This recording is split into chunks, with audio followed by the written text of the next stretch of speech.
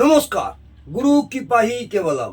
আজকের আলোচনার বিষয় কেতু অশুভ হলে জাতক বা জাতিকাদের কি অসুখ হয় বা কি লক্ষণ আপনারা বুঝতে পারেন।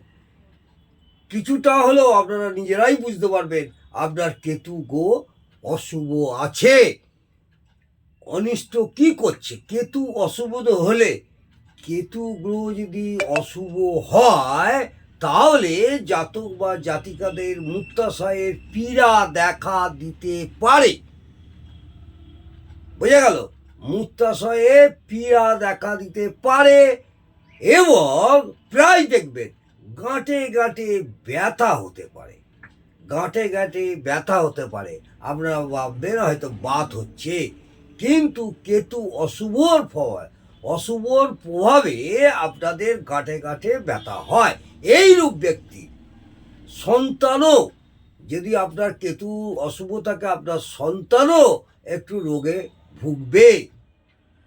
পুত্রের দুর্ব্যবহারও হবে এবং পুত্র সন্তান আপনাকে দুর্ব্যবহার করবে এবং দুর্ব্যবহার সহ্য করতে হবে। এই ধরনের ব্যক্তিরা বিশ্বাসঘাতকতারও শিকার হয়।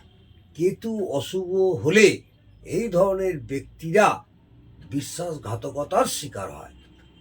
নিরাময় হচ্ছে কেতু দেবতার আরাধনা, বা কেতু অশুভ হলে গণেশজি পূজা করলে প্রচণ্ডভাবে কেতুর কুপ্রভাব থেকে আপনারা নিস্তার পাবেন।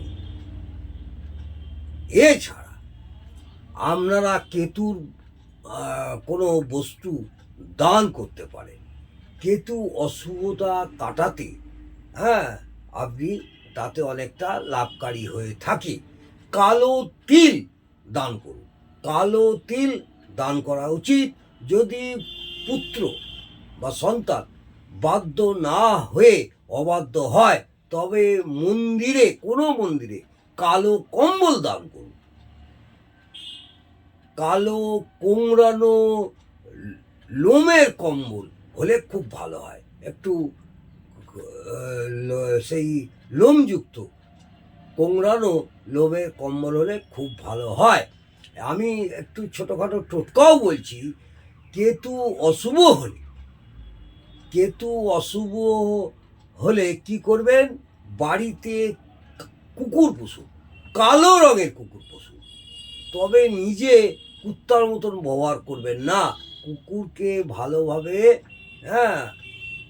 খাবার দাবার দিয়ে যত্ন করে পুষুন, কালো কুকুর পুষুন। তাহলে কেতুর কুপ্রভাব থেকে অনেকটাই নিস্তার পাওয়া যাবে। যদি গাঁটে ব্যথা কষ্ট হয়, গাঁটে গাঁটে ব্যথার কষ্ট হয়, তবে রেশমি সুতা এবং রূপার চেন তৈরি করে গলায় ধারণ করুন।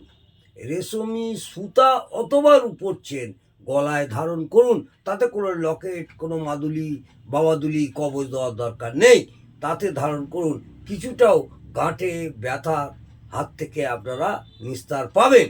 যদি পুত্রের উপরে কোনো সংকট আসে, যদি কোনো সন্তানের উপরে আপনার কেতু যদি খারাপ অবস্থা থাকে, তার সন্তানের উপরে যদি কোনো রকম প্রভাব আসে বা সংকট আসে, তবে 46 দিন কোনো কালো কুকুরকে ভোজন করাবেন। নিজে না পুষতে পারলেও বাইরে কোনো রাস্তায় স্ট্রিট ডগ, তাকে 46 দিন ভোজন করাবেন। এটো জিনিস নয়। এছাড়া 46 দিন কুকুরের অন্ধকোষে কালি মাখালেও প্রচণ্ডভাবে উপকার হবে। আপনার সন্তানের প্রচণ্ডভাবে উপকার হবে। তাহলে বোঝা গেল কেতু কোনো জাতক জাতিকার অশুভ প্রভাব হলে কি হয় এবং তার নিরাময় এবং টোটকা নিয়ে ছোটোখাটো একটু আলোচনা করলাম। ভালো লাগলে অবশ্যই কমেন্টে জানাবেন এবং করে দেখুন। যাদের কেতু অশুভ অবস্থায় আছে, কেতু খুব খারাপ অবস্থায় আছে এবং গাঁটে গাঁটে ব্যথা করছে, তারা এই টোটকাগুলো করুন। এবং কিছু যদি নাও পারেন, প্রত্যেক দিন নিষ্ঠাচারভাবে গণেশজির পূজা করুন। তাতেও আশানুরূপ ফল পাবেন। আজকে এই পর্যন্ত। নমস্কার, জয় মা তারা।